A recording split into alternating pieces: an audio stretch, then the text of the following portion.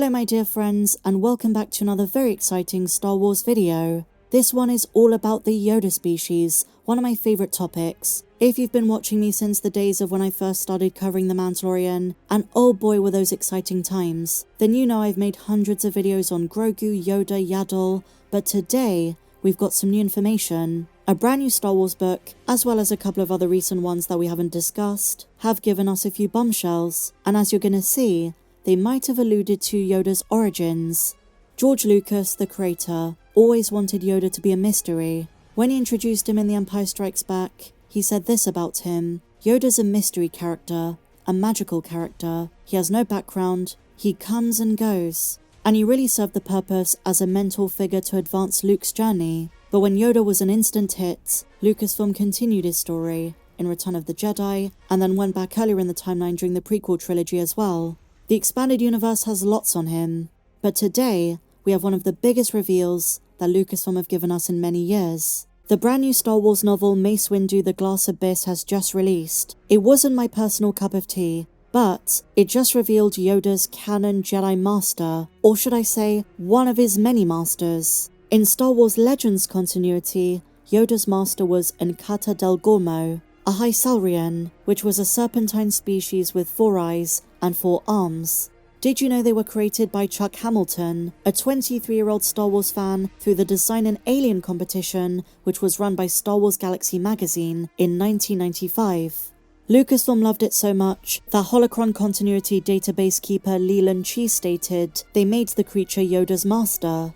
In the old canon, Hysalrians came from Dagobah, and that is where Yoda originally trained, making it poetic he would return there during his exile further down the timeline. However, this was contradicted when Lucasfilm stated, per the Episode 3 Revenge of the Sith novelization, that Yoda's trip to Dagobah in 19 BBY was his first ever trip there. And so, they retcons the homeworld of Hysalrians to be a Dagobah-like planet, simply called Hysalria. So that is the Legends explanation.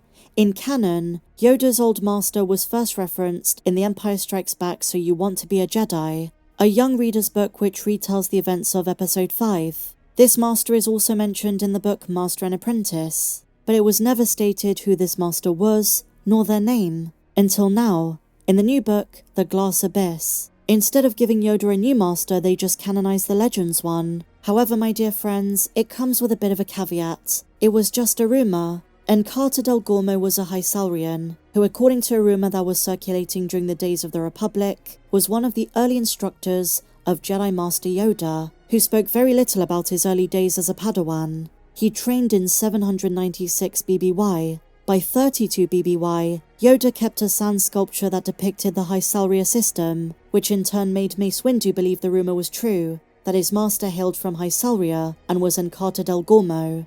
But something interesting about this is that Master Yoda was almost ashamed of the sculpture. Anytime it was noticed, he would use the Force to melt the sand into the form of an Alderaanian rose. It's almost like he didn't want anyone to know what happened to his master, or who he was. Yoda revealed very little information about his young life, and more than anything, he didn't want anyone knowing his species. What if the Yoda species is from a planet within that system, and that's the reason he's so secretive and doesn't want anyone to find it? It's an interesting thought. I love any tidbit of information about the Yoda species. We know so little about them. Some say it's just a matter of time until they reveal something, but I don't think so.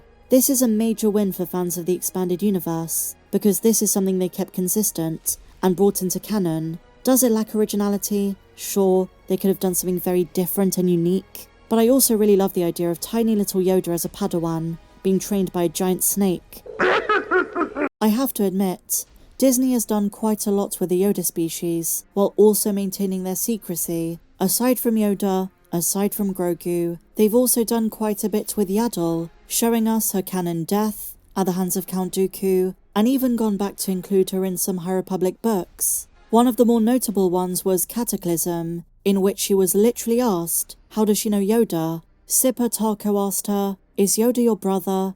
And she replied, hush child, of course he's not. He is Master Yoda, a great and wise teacher. But regardless of which members they explore, anything those characters do has implications on our understanding of their species and their origins. For example, on a more banal level, we know they're omnivores. Grogu eats a lot of small creatures, and on Dagobah, Yoda ate both plants and animals, even hunting them with a bow. On a more grand scale, we know there is some sort of inherent connection between the Yoda species and the Force. All of the members are Force sensitive. And here's a crazy one. Grogu is born in the same year as Anakin Skywalker. That seems too big of a coincidence to just ignore. It's brought up the very real question of if the species is created out of the Force itself, almost like a cyclical response. In the case of Grogu, was he a response to the creation of the Chosen One? In terms of Disney canon, are they a Force dyad? And so is the nature of how the Yoda species come about the reason they're so rare in the galaxy?